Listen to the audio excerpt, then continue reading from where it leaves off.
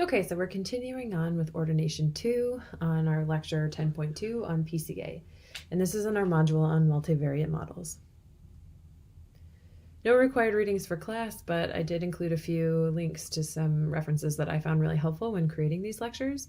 So the first is a really nice walkthrough on how to customize ggbiPlots that I use here for plotting PCAs.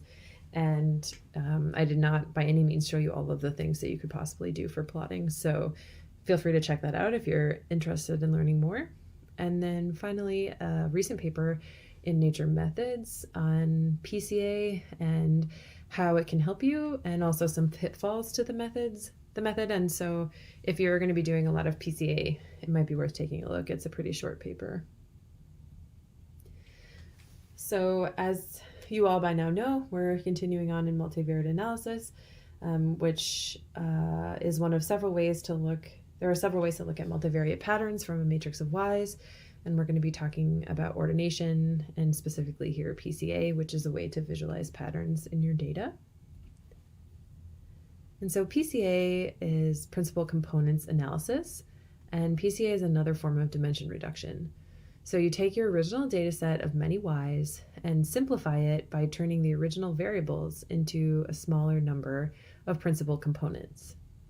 Principal components are the underlying structure of your data and fall in the direction where most of the variance lies.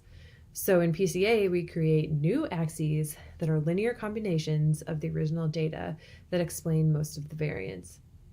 So you linearly transform your data set. So the first PCA coordinate or axis explains most of the variance. And each subsequent axis is orthogonal or perpendicular to the last axis and explains less variance.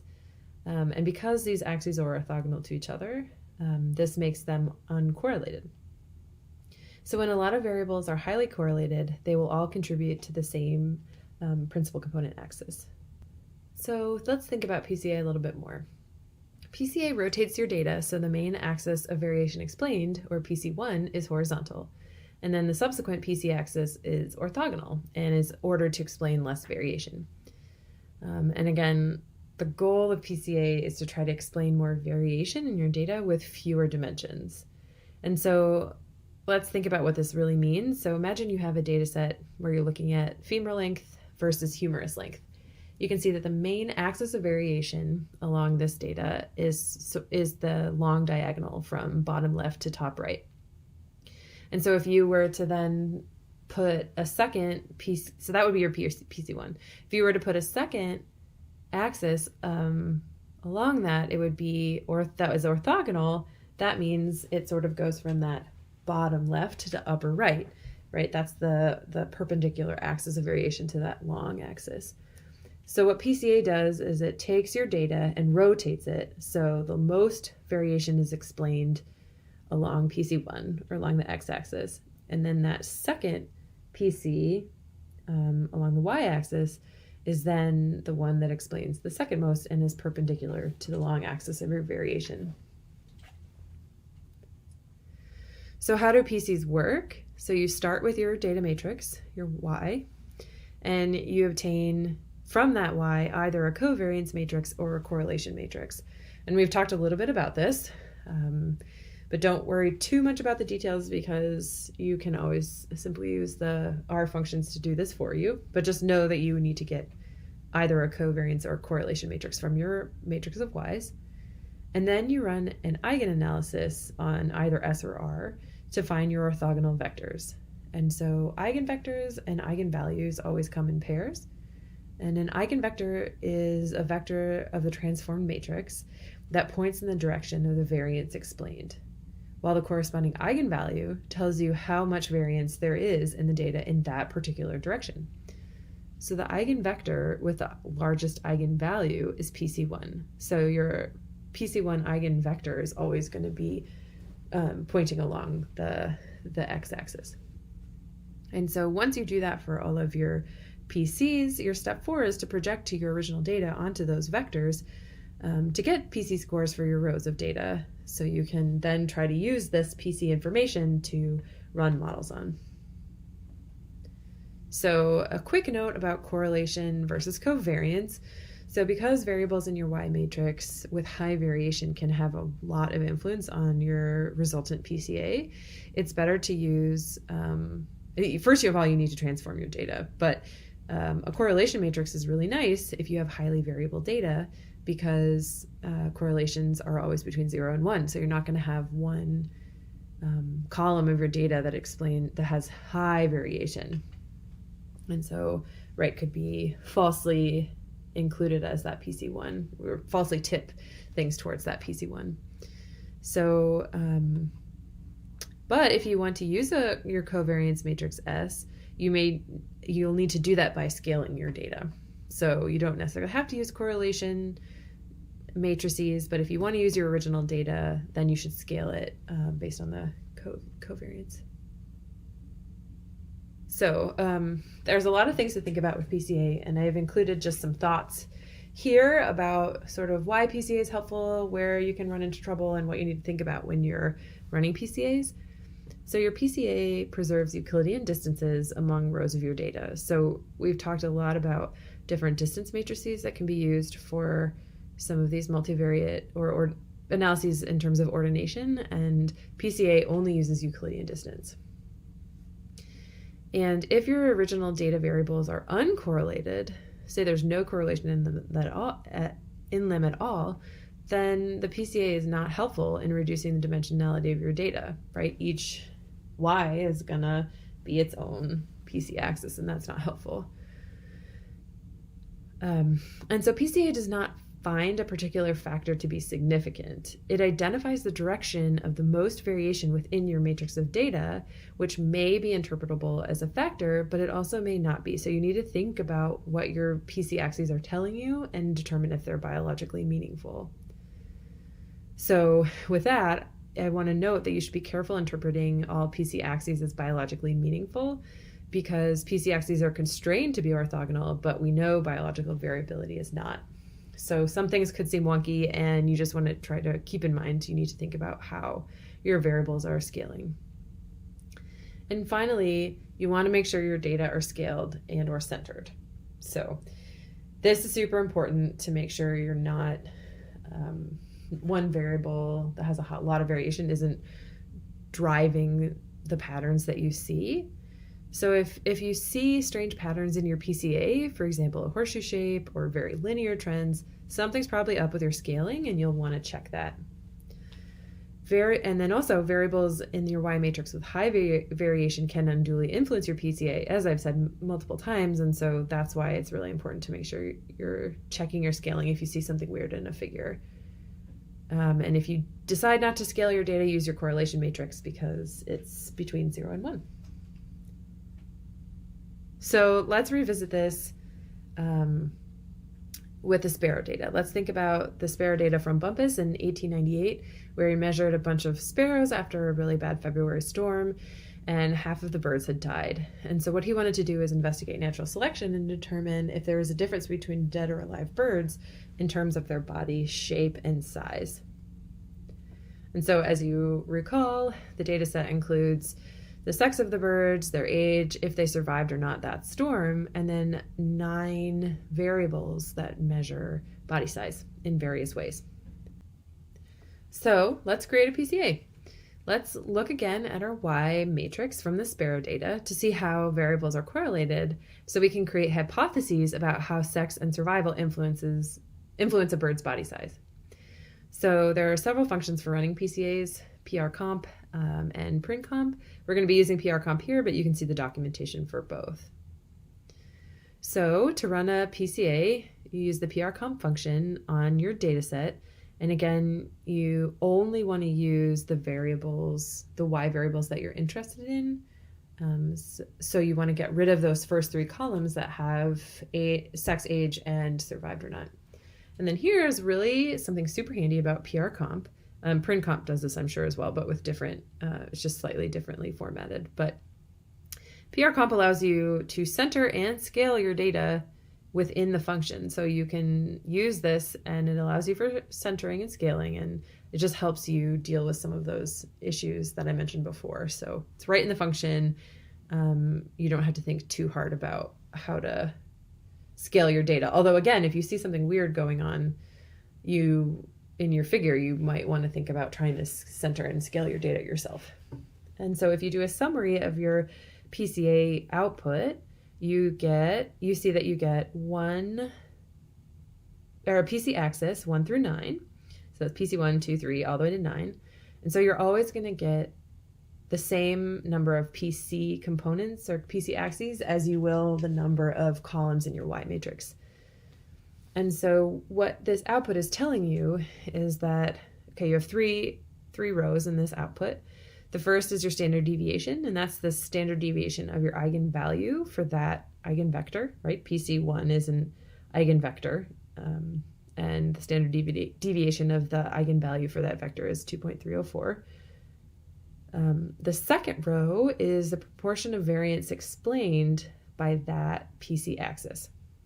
So you're going to see that proportion decreases. PC1 is always going to explain the most variance, PC2 the next, PC3 the next, etc., etc. And finally, the third row is your cumulative proportion. And if you sum all of those proportions of variance up across all of your axes, you're going to get to 1. So to interpret this output, PC1 explains 59% of the variation, PC2 explains 11% of the variation, PC3 explains 7% of the variation, and so on. And so what's really cool about this method is that we can explain 70% of the variation from just 2 axes when we originally had 9 variables. So I want to note that, as I mentioned before, you get as many PC axes as you have columns in your Y variable, in your Y matrix. And the proportion of variance explained by all of your axes always sums to 1. So let's do some plotting. What does this data look like? So you can plot your PCA using the library ggbiplot. I really like it because it's pretty flexible, and you can also, it's similar to ggplot. You can use a bunch of functions and add-ons similar to that. So I stuck with that. You have to install it from GitHub. So I left you the code here in case you're interested in doing it yourself. And so this is a plot of the PCA, and it's just plotting PC1 and PC2. So how do we interpret this figure? The data columns and your original data set are the arrows that start from the center of this figure, and their direction indicates which axes that are plotted they relate to. So here you can see that looks like SW and AE tend to really be in the direction of PC1 the most, but they all are pretty strongly pointing in that in sort of a horizontal direction. But if you don't want to just guess how they fall, you can actually figure it out. So you need to look at your variable loadings. So you'd look at the loadings for each Y variable, and that shows how well each variable corresponds to each PC axis.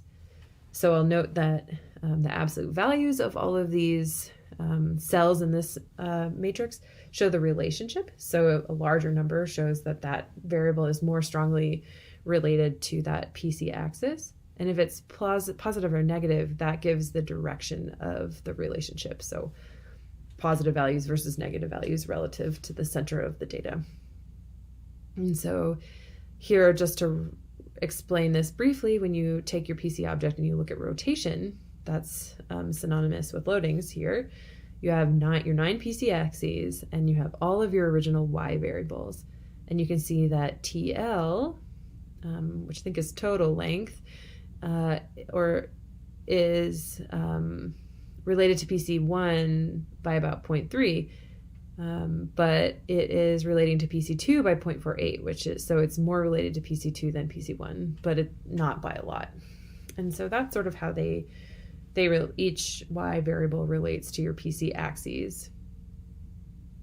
And so if you end up plotting or extracting information from just PC1 and PC2, what you could potentially just be interested in are the values for each of those Y variables from each of your 2 PCs.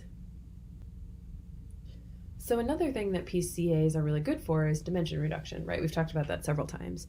And so one of the ways you can do that is by extracting the PC scores. And so what you can do is extract PC scores that tell you where on each PC axis each row of your data falls. So here that would be individual birds. And this can be super useful for collapsing lots of columns of correlated y's into just a few transformed y variables. So here, if you just take your PC object and look at the x from it, I'm just plotting part of the data because it's quite a big matrix, but here we have rows of our data set. So it's 1 through 136 that represent the individual birds that each one were studied. And what this is saying is that on PC1, bird number 1 falls at about negative 3.87.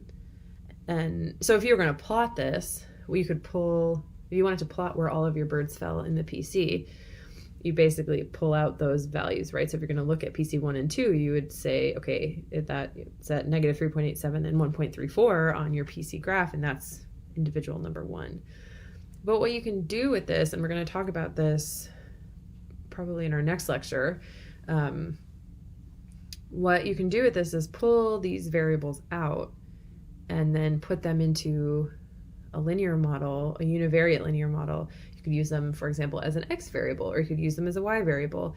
And basically what you're doing is saying, I'm going to take a lot of the information from a large matrix of variables and reduce that down to just a few PC scores and use that as a measure to represent lots of things. So here, if you remember, right, PC1 tended to be made up of actually a little bit of all of the variables. So sort of size generally fell along PC1. And so what you can do is then say, okay, I'm going to represent size in a model with just PC1, which is a transformed representation of size. And so you went from having 9 variables for size to now just 1. And then you have a size for each one of your rows in your data set. And this can be super useful. And so don't worry about it too much right now, but we're going to talk about it coming up in a little bit about how this can be useful for combining with univariate models.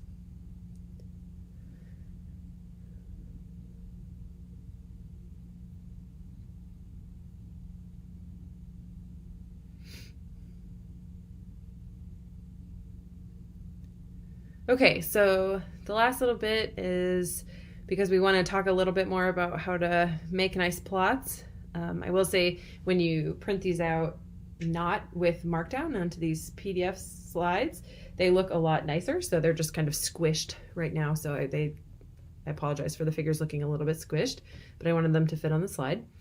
So you can add your plot names with labels. So here, plot names are actual individual birds, and so in this case, this isn't very useful, but I just wanted to point out that you can do that with labels. And we're still plotting PC1 and PC2, by the way. And you can make them look prettier, so you can add groups to your plot, your PCA plot with groups. So, for example, here a group could be, did your birds survive the February storm? Are they dead or alive?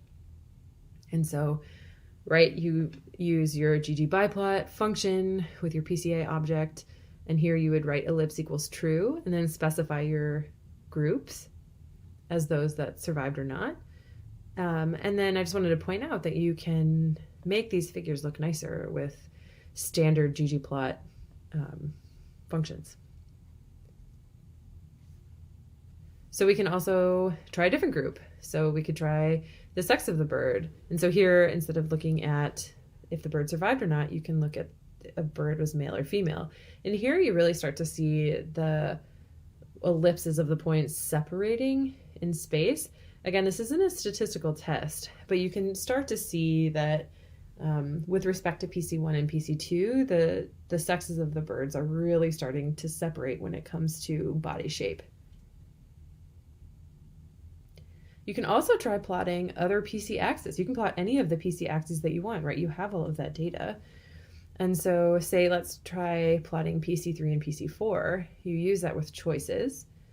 And here you can see if you continue to plot groups, the groups for sex, male and female birds, you can see those ellipses of male and female birds really overlap a lot more. They're really indistinguishable when you're looking relative to PC3 and PC4. Unfortunately, these two axes explain a lot less variation than PC1 and 2. And if you want to make your figure a little bit prettier and you don't want to include the original variables in your PC because maybe you just want to include that in the text and you feel the arrows are sort of confusing for people, you can remove them with var.axes equals false. And so, we're coming up on the end here, so I just want to remind us what PCA and all ordination in general, what are they good for? So they're really good for visualization. They help us see multidimensional data in fewer dimensions. They're super helpful for hypothesis creation. So you can plot your data and start to get an idea of how groups separate, right? We saw that there's a lot more difference in the sex of birds in terms of their overall body size than in their survival. And so it's great for hypothesis creation. And finally, it's also really good for dimension reduction. And that sort of actually ties to both 1 and 2, right? Because it's difficult to visualize with lots of dimensions and it's difficult to create hypotheses with lots of dimensions. So dimension reduction is really helpful, and you can, again, pull out these PC scores as variables for other univariate models to account for correlated data. And we're going to get into this next week, but I just want to point out that's something super useful you can do with PCAs. Okay, and so with that, please complete quiz 10.2 on Canvas and continue on to the next lecture.